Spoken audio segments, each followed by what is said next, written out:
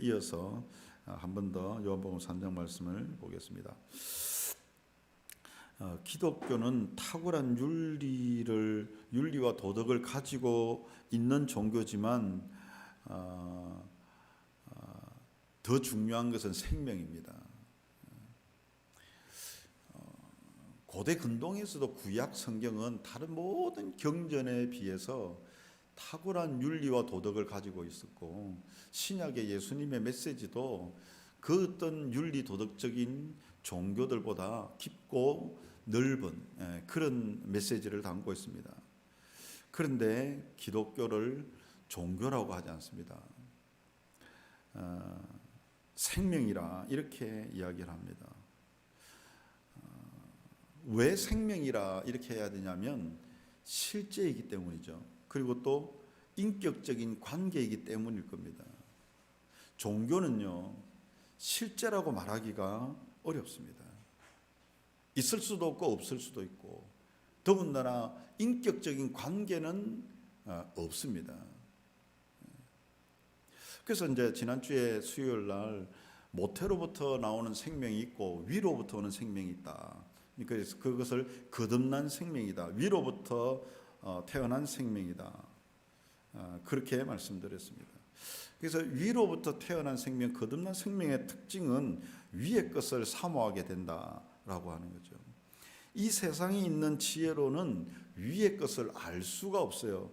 고린도전서 1장 21절에 그 말씀이 있습니다. 이 세상이 자기 지혜로는 하나님을 알지 못함으로, 그렇게 되어 있습니다. 그러니까 모태로부터 받은 생명으로는 하늘의 생명을 이해할 수 없는 겁니다. 하늘의 지혜를 이해할 수 없는 겁니다. 그런데 세상에는 종교가 있잖아요. 그런데 그들은 막연하게 절대자를 찾습니다. 그들이 인정하는 신적인 존재라고 해도 사실은 비인격적인 존재입니다. 왜냐하면 그 신에 대해서 알지 못하기 때문입니다. 그 사람과는 개인적으로 무관하기 때문에 그렇습니다. 그래서 그런 거는 인격적이라고 말하지 않습니다. 비인격적이라 이렇게 말하는 겁니다. 그러니까 기독교는 만물 안에 있는 종교가 아니라 만물 위에 있는 생명이다, 이렇게 말할 수가 있습니다. 이 세상의 모든 종교는 그 보편타당한 종교일 수 있습니다. 그런데 만물 안에 있어요. 만물 안에서 그들의 인간과 짐승과 신을 두고 종교 생활을 하는 겁니다. 그런데 성경은 보면 태초부터, 창세 전부터, 무슨 말이냐, 만물 이전부터 만물 안으로 오신 거죠. 그 말씀이 육신이 되어 우리 가운데 오신 그 인격적인 생명으로 말미암아 우리에게 위로부터 오는 생명을 받게 되었다라고 하는 것이거든요. 그래서 성경에서 말씀하는 하나님은 우리에게 영적인 생명을 주고 그 영으로 하나님과 인격적인 관계를 맺어가게 하셨다라고 하는 겁니다. 이거는 전혀 다른 이야기죠. 만물 밖으로부터 만물 안으로 생명을 주시고 그 영이신 생명을 통하여 만물 위에 하나님과 교제를 하게 하셨다. 이제 그래서 인격적인 관계라고 자꾸 이야기를 하는 것입니다. 왜 인격적이라는 말을 자꾸 쓰냐 하면 이게 실제적이고 나와의 개인적인 것이기 때문에 그렇습니다. 보편 종교는요, 나 개인이 또는 인격적인 실제라고 말하기가 좀 어렵지 않습니까? 그런데 성경은 구약에도 시편에 자주 나의 하나님, 나의 하나님, 바울도 복음을 나의 복음이라고 이야기하고, 요한 1서에서도 사도 요한이 뭐라 하냐면 내가 보고 듣고 만진 바, 태초부터 있는 생명의 말씀을 내가 보고 듣고 만졌다, 이렇게 말하거든요. 그게 뭐냐면 실제적이고 경험적이란 말. 그런 의미에서 우리는 하나님을 인격적이라 이렇게 표현을 하는 겁니다. 그게 종교와는 좀 다르다라는 의미에서 그 말을 하는 것입니다.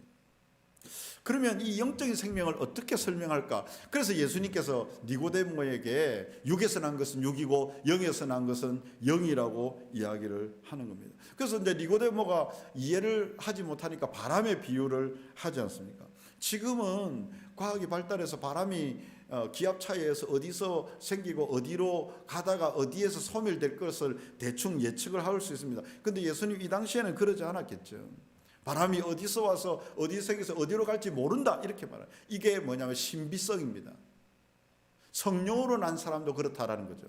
성령으로 난 사람도 어디에서 와서 어떻게 하다가 어떻게 나게 됐는지 잘 모를 수가 있어요. 구원파는 언제 무슨 날에 언제 구원을 받았느냐 이게 중요하다고 말하죠. 우리들은 잘 모를 수가 있어요.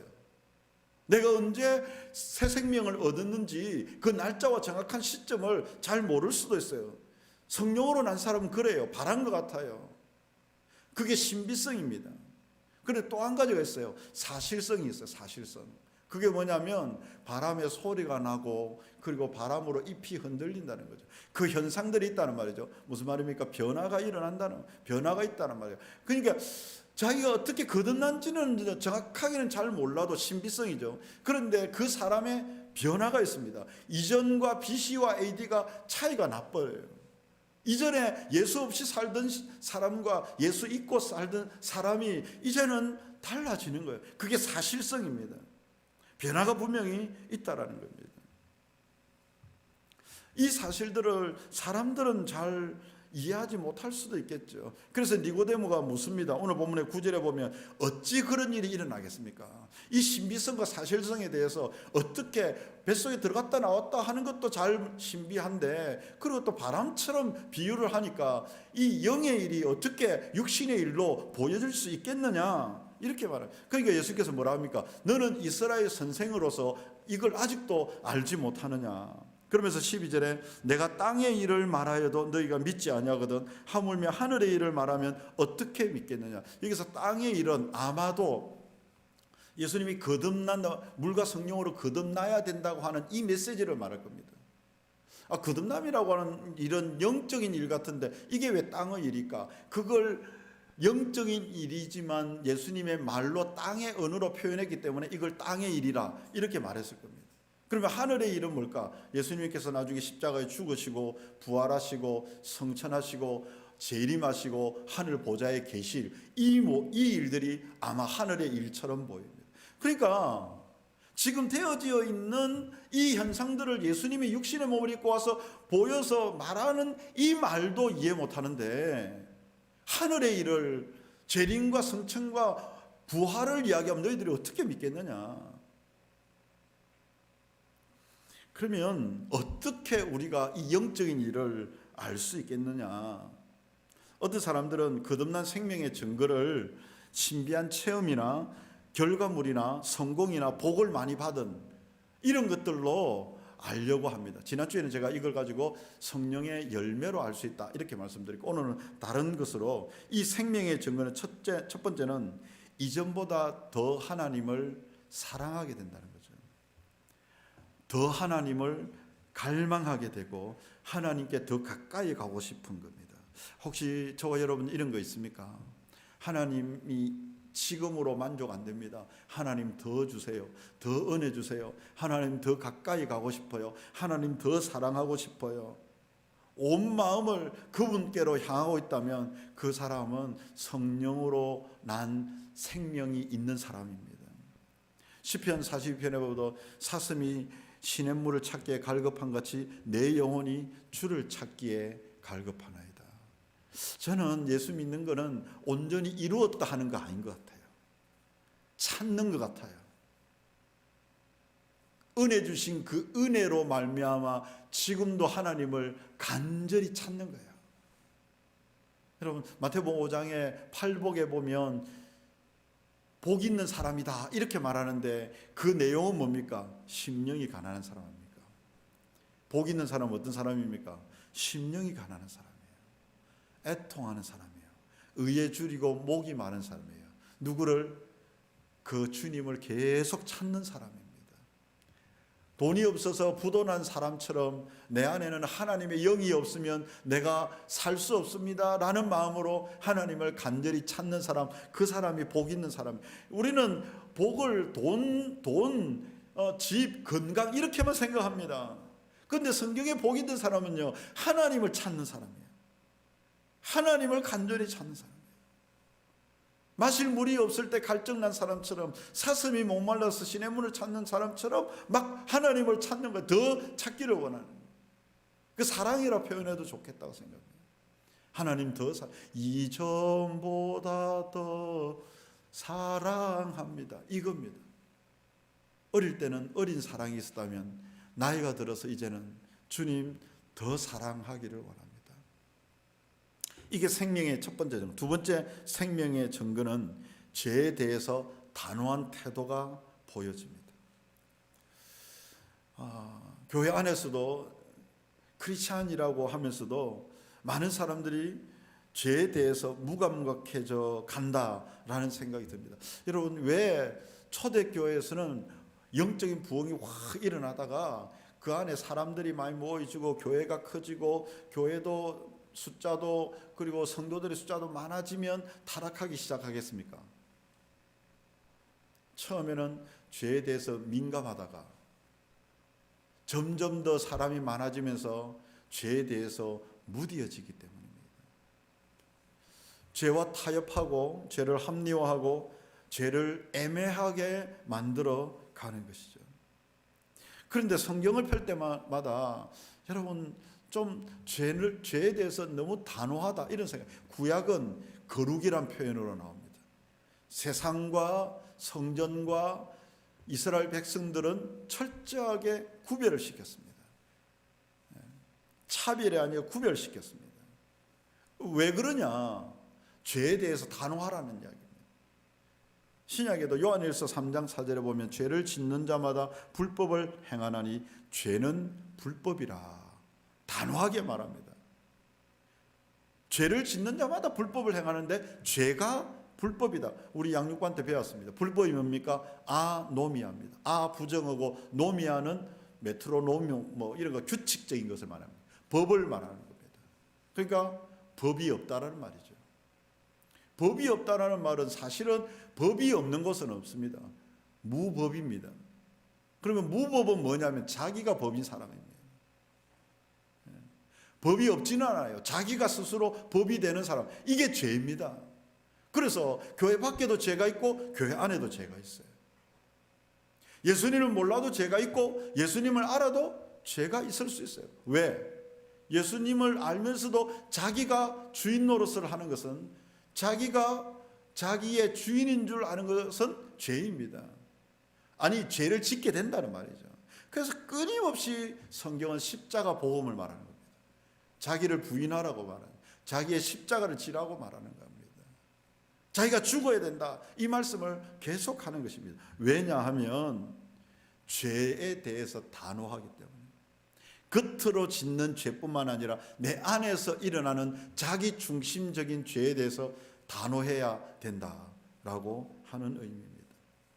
그래서 생명의 증거가 있는 사람은 죄에 대해서 단호합니다. 요한일서 3장 9절에도 한 절도 있습니다. 하나님께로 난 자마다 죄를 짓지 아니하나니 이는 하나님의 씨가 그 속에 거하며 저도 범죄치 못하는 것은 하나님께로 났습니다. 하나님께로 난 영적인 사람은 죄를 범할 수 없다. 그렇게 말합니다. 여러분 이 의미를 그럼 죄를 한 개도 안 짓는단 말인가? 그런 말은 아닐 겁니다. 죄를 지을 때마다 자백하라는 이야기죠. 회개하라는 말씀입니다. 그만큼 죄에 대해서는 단호해야 된다. 세 번째로 이제 이 영적인 생명을 가진 사람은 하나님과의 기도를 통하여 관계를 이루어 갑니다. 그래서 기도가 너무 중요하다고 생각합니다. 여러분 기도할 때와 하지 않을 때가 어떤 뭐랄까요? 기름이 없는 상태, 차는 있는데 기름이 없는 상태, 무미건조한 상태, 양념이 없는 음식들만 모아놓은 상태, 막 이런 느낌이에요. 기도는 움직이게 하는 원동력입니다. 힘입니다. 정말로 저는 기도하지 않는 사람 치고 영적인 파워가 있는 사람을 본 적이 없어요. 영적인 파워라고 해서 이거는 신비적인 능력을 말하는 것이 아닙니다.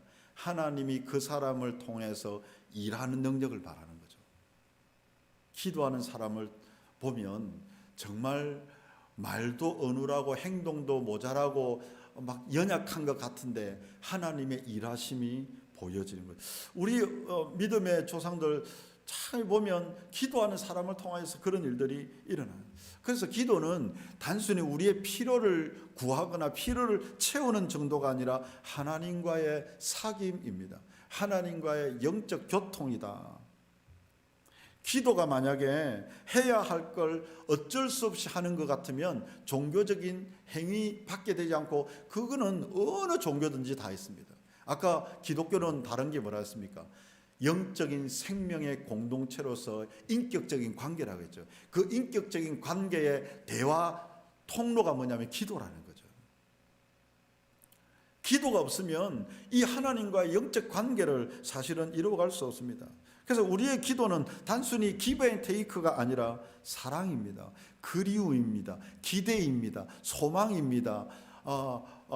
그 모든 것입니다. 하나님에 대한 모든 마음입니다. 원래 신학이란 게 공부가 아니잖아요. 제가 칼빈의 기독교 강연가 사람을 아는 지식, 하나님을 아는 지식, 자기를 아는 지식 이런 식으로 나가는데 거기에서 신학에 대해서 정의를 할 때 그랬습니다. 그러니까 원래 하나님을 알아가는 것인데 그것이 지식적인 것을 통해서 알아가는 것이 아니라 경험적으로 알아가는, 그게 원래 신학입니다. 그래서 신학은 공부보다는 관계입니다.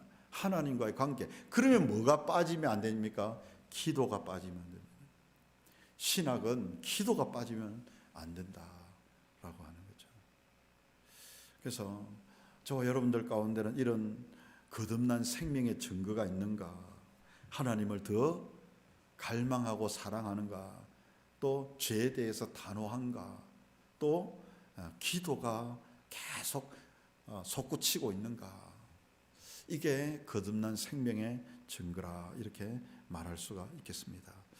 사랑하는 저와 여러분들, 니고데모와 예수님과의 대화를 통해서 저와 여러분도 이 거듭난 생명이 날마다 열매로 발현될 수 있는 저와 여러분들 되시기 바랍니다.